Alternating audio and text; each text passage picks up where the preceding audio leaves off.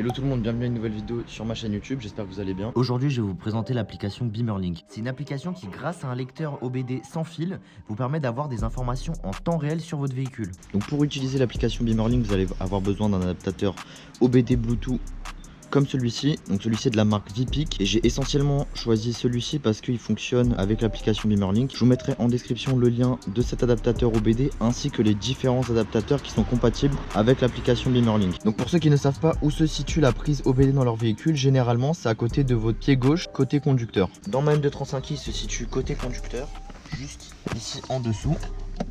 Une fois qu'il est branché, il y a une petite LED bleue qui est censée s'allumer. Une fois que vous avez branché la prise OBD à votre véhicule, il vous restera plus qu'à aller sur l'App Store et télécharger l'application Beamerlink. Moi, ça fait déjà un petit moment que j'ai l'application Beamerlink, donc j'ai pas besoin de la télécharger pour cette vidéo. Donc je vais lancer la capture d'écran pour que vous voyez ce qui se passe sur mon smartphone.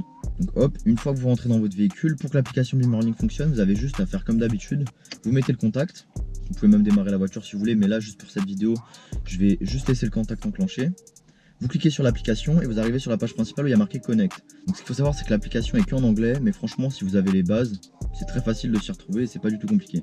Donc là en bas à droite, vous avez tous les réglages. Donc là vous voyez, moi au niveau de l'adaptateur, donc ça c'est la liste de tous les adaptateurs qui fonctionnent avec cette application. Moi je suis sur VPIC OBD Check, donc c'est l'adaptateur que j'ai. Hop, il est sélectionné.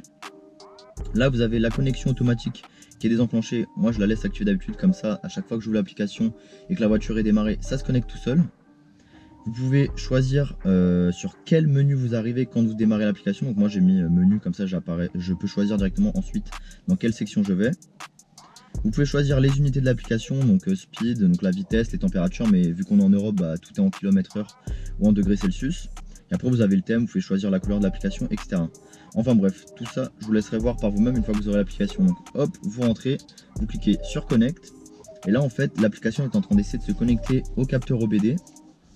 Et une fois que la connexion sera faite, on va arriver sur le menu principal de Beamerlink. Donc là on est sur le menu principal de Beamerlink quand vous ouvrez l'application. Ce qui est vraiment bien avec Beamerlink, c'est que vous pouvez vraiment faire un panel de choses différentes. Vous allez pouvoir contrôler les valves d'échappement, vous allez pouvoir lire les codes d'erreur de votre véhicule. Si jamais vous remplacez la batterie, vous pouvez remettre votre BMW à jour, pas besoin d'aller dans un garage, vous pouvez le faire vous-même. Et surtout ce qui est bien, moi, et pourquoi je l'utilise, c'est que ça me permet de lire mes températures constamment, que ce soit les températures d'huile, de liquide de refroidissement, etc. Parce que malheureusement sur 235i, il n'y a pas de jauge pour lire la température d'huile directement. Donc avant d'avoir cette application, je devais aller dans les paramètres cachés de la voiture. Ça c'était vraiment embêtant à chaque fois que je rentrais dans la voiture, rentrer dans le menu caché, c'était pas du tout pratique. Et Beamerlink, c'est la solution la plus économe et la plus pratique que j'ai trouvée pour lire la température. À part utiliser une application comme Beamerlink sur smartphone, il y a une autre solution qui se propose à vous, c'est d'installer directement une jauge P3. Je m'étais déjà renseigné, mais les tarifs sont beaucoup plus élevés, donc commence à partir de 320 € et la jauge se trouve directement en fait dans la sortie d'air côté conducteur. Donc c'est sûr que c'est plus pratique car pas besoin d'être sur son smartphone pour avoir accès aux températures. Mais moi je trouve que pour 320 € c'est extrêmement élevé juste pour un petit manomètre qui vous permet de lire certaines températures. Là pour 70 € vous avez accès à une application ainsi qu'à l'adaptateur OBD que vous pourrez réutiliser dans le futur. Donc dans Sensor Values vous avez toutes les valeurs des capteurs de votre véhicule. Donc si vous cliquez, vous pouvez lire toutes les températures en fait des sondes qui sont dans votre voiture. Donc là par exemple j'ai la température d'huile, j'ai la température de liquide de refroidissement. Mais personnellement moi j'utilise pas trop ce menu car je préfère utiliser le tableau de bord, donc dashboard, car ça fait essentiellement la même chose sauf que dans dashboard la présentation est mieux.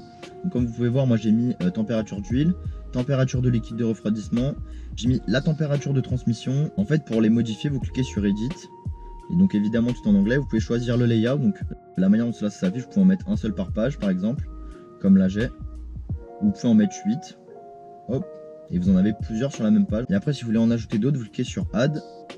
Et vous pouvez chercher, il y en a vraiment plein et vous sélectionnez celui que vous voulez mettre dans votre tableau de bord. Donc voilà, c'est vraiment personnalisable, c'est ultra pratique. Ensuite, la deuxième chose que j'utilise le plus, c'est le contrôleur de valve d'échappement. Donc moi j'ai une ligne Miltech avec un clapet. Et voilà, en fait ce qui est vraiment pratique, c'est que là ça vous fait que la valve est ouverte à 100% constamment. Parce que en mode confort par exemple, elle ne s'ouvre qu'à partir de 3000 tours minute. Là par exemple je peux être en mode confort et avoir la valve qui est ouverte à fond.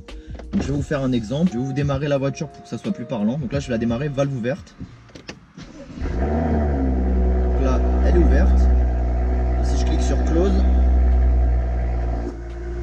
ouais, ça c'est bien fermé, je reclique sur Open. Ça fonctionne vraiment bien quoi.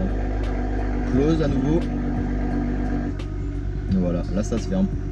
Et après, si vous voulez vous remettre dans le mode qui vient avec la voiture d'origine, vous mettez en auto et là ça va gérer tout seul. Également, si vous ne le saviez pas, certaines BMW, il y a du son artificiel qui sort par les enceintes, on appelle ça le ASD, Active Sound Design, et cette application BimmerLink le permet de le désactiver également. Vous avez le bouton on ou off, moi perso c'est sur off.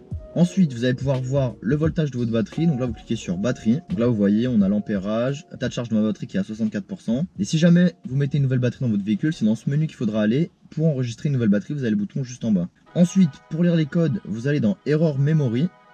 Et là, en fait, ça va faire un scan de votre voiture. Et là, ça vous permet vraiment de voir toutes les erreurs qui ont déjà été enregistrées dans le calculateur de votre véhicule. Et donc là, vous voyez tous les codes d'erreur qu'a déjà enregistré mon calculateur. En fait, à chaque fois que vous avez vos erreurs, vous pouvez cliquer, ça vous indique qu'est-ce que c'est comme erreur. Là, par exemple, j'ai un problème de lumière d'ambiance quand j'arrive dans le véhicule. Je peux cliquer dessus, avoir plus de détails. Là, par exemple, on voit que l'erreur n'est pas présente, mais qu'elle est juste enregistrée. Et après, c'est la même chose pour les deux derniers menus. Vous avez Info Memory et Permanent Errors. Donc là, c'est les erreurs permanentes et les erreurs qui ont été enregistrées dans la mémoire du véhicule. Donc moi, ça fait déjà 2 mois que j'utilisais cette application, mais je voulais être sûr vraiment qu'elle fonctionnait bien et qu'elle était pratique avant de vous la présenter. C'est une très bonne alternative en tout cas pour la manière dont je m'en sers. J'espère que cette vidéo t'a plu. N'hésite pas à t'abonner à ma chaîne YouTube si tu veux voir des vidéos comme celle-ci. À lâcher un petit pouce bleu, ça fait extrêmement plaisir. Et je te dis à la prochaine pour une nouvelle vidéo.